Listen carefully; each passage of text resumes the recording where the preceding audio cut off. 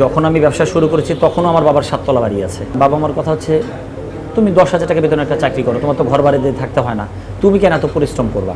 জীবনের প্রথম ব্যবসা কেনা ছিল ফুটপাতে 2200 টাকা। আর এই ফুটপাতের দোকানে আমার একদিনে সর্বোচ্চ সেল ছিল আলহামদুলিল্লাহ 42,000 টাকা।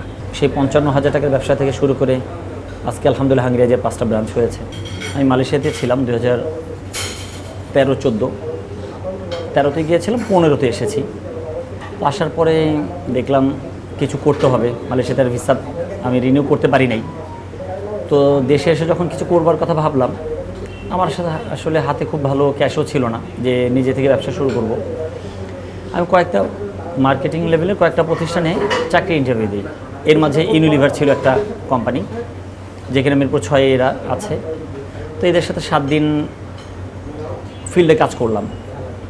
তো কাজ করবার পরে যে বিষয়টা দাঁড়ালো, ওরা যারা 5-7 বছর ধরেও কাজ করতো, আমার কাছে মনে হয়েছে আমি ওদের চাইতে বেস্ট পারতাম। কারণ আমি বাই বন্ড ব্যবসাটা পেয়েছি। আমার বাবার মুদি দোকান ছিল, সেই অনুপাতে ছোটোকাল থেকে আমার একটা কাস্টমার সার্ভিসে একটা এক্সপিরিয়েন্স ছিল। কিন্তু আমি সব কিছুতে যখন সাকসেস হলাম, এরপর আমাকে তারা নিল না। না নেওয়ার একটা কারণ ছিল যে আমি এলাকার স্থানীয় ছেলে। এলাকার স্থানীয় কোনো ছেলেকে ওরা অ্যাজ এ এমপ্লয়ি নেবে না।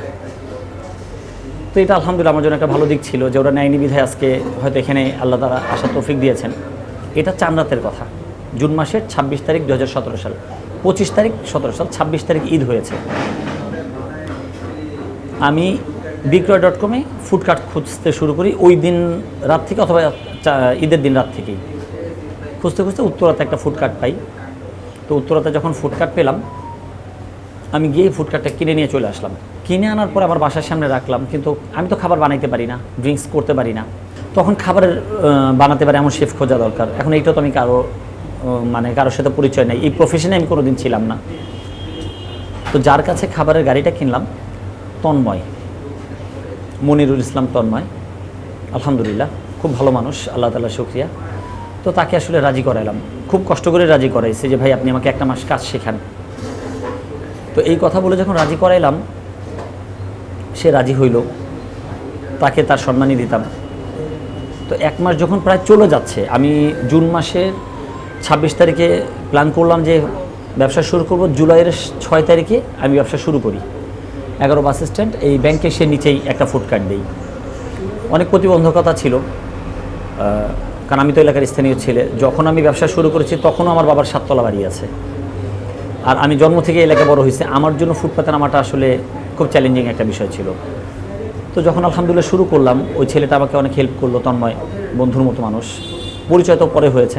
তো আলহামদুলিল্লাহ ব্যবসা শুরুর দিন থেকে ভালো ছিল। প্রথম যেদিন বিক্রি করেছি সেদিন আমার জীবনের প্রথম ব্যবসা কেনা ছিল ফুটপাতে 2200 টাকা।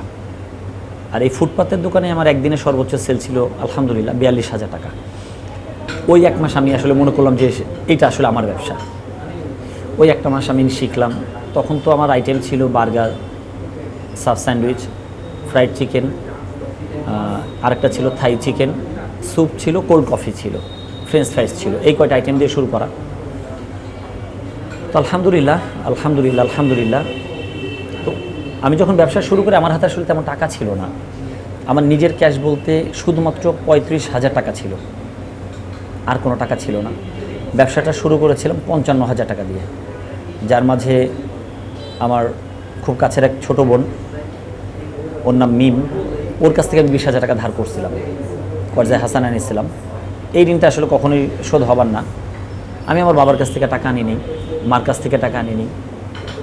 এরা আসলে প্রথম অবস্থায় চাইতেন না যে আমি এটা করি। বাবা মার কথা হচ্ছে, তুমি 10,000 টাকা বেতনে একটা চাকরি করো, তোমার তো ঘর বাড়িতে থাকতে হয় না, তুমি কেন এত পরিশ্রম করবা?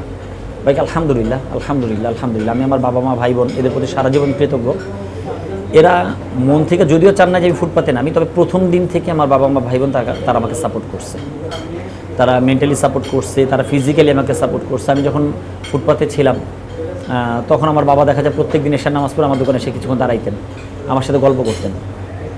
যদিও উনি 7 তলা বাড়ির মালিক, কিন্তু ফুটপাতে এসে আমার সাথে উনি সময় দিতেন। আমার কাছে এটা আসলে খুব ভালো লাগতো।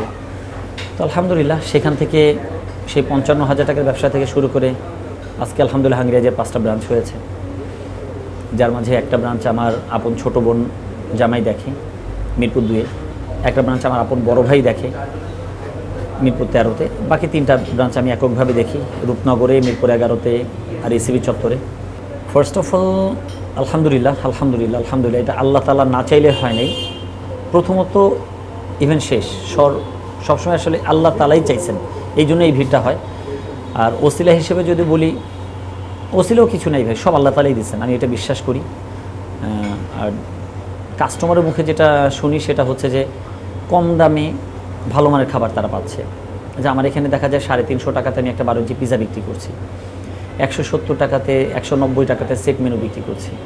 তো কাস্টমারের কথা হচ্ছে ভাই এই 170 টাকার খাবারটা যখন আমি পাশের রেস্টুরেন্টে খেতে যাচ্ছি আমার 250 টাকা 270 টাকা গুনতে হচ্ছে, আমি 170 টাকায় পাচ্ছি, আমি কেন ওইখানে যাব?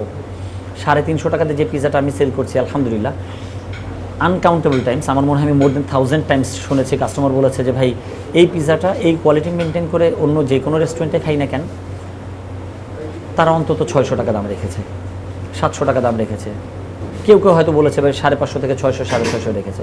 কিন্তু এই প্রাইসে এই রকম কোয়ালিটি মেনটেন করে 350 টাকায় খাবার পেলাম, ওইখানে কেন যাব? তাই তারা উইলিংলি এখানে আসছে আলহামদুলিল্লাহ।